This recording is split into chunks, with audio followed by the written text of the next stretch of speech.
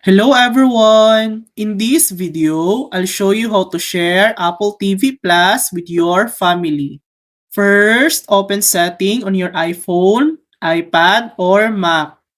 Tap your Apple ID name at the top, then select Family Sharing. If you haven't set up a family group yet, follow the steps to create one. Next, tap Add Member to invite family members using their Apple ID email or phone number.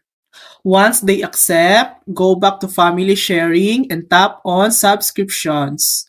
From there, make sure Apple TV Plus is selected to be shared.